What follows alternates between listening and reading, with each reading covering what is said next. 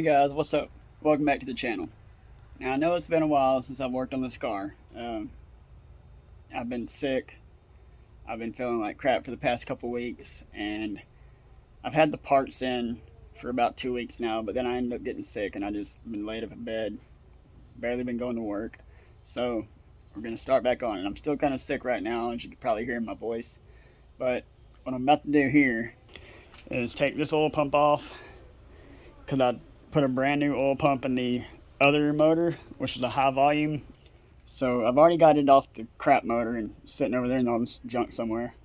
And we're gonna flush it out because that's the motor that I blew up on purpose. And then we're gonna use this pickup tube still here, because the other pickup tube got all messed up, and I'm hoping I can save the gasket on the other one. I do have a new oil pump gasket for, if I can do this right, for right here. But I don't have the pickup tube gasket, so we're going to try to save that, see how it works out for me. But we're going to do that today. I'm going to clean up the rail right here for the oil pan, go ahead and get the oil pan put back on, and then I've got to flip it over, and we're going to put new head gaskets on and try to put the heads on all here in the next hour or so. And then once I have the heads on, torqued down, get the push rods and the rocker arms back in, it should be ready to stab back in the car. And I'm so ready to try to drive this car again. It's been down for almost a year now. I don't remember exactly when I blew it up, but I remember talking to my wife about getting it running for like the end of January, beginning of February, because that's when the track opened. And here it is, September, and it's just been sitting there the whole time. I got lazy, like real lazy, but we're gonna try to go ahead and get it fixed up. Maybe get it ready to stab.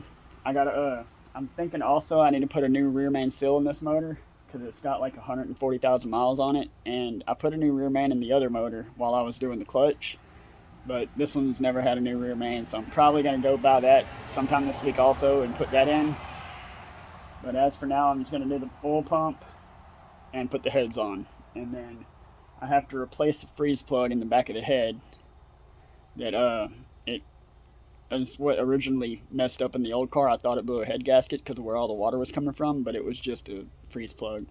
So this is this motor actually. I've never had any problems with this motor. I ran it on 15 pounds of boost in the other car, and it ran great. The other car didn't ever have any rear brakes, so I couldn't launch it, so it still seemed slow. But I mean, it pulled like a freight train on the top end. So I'm gonna try to set up my tripod. It's broke, but I'm gonna try to set it up so I can at least time lapse this for you. But it's really not gonna be much nothing. I mean, just pulling the oil pump off, putting a new one on, putting the new gasket for the oil pan, putting it on, flipping it over, and starting with the heads. But I'll get to it.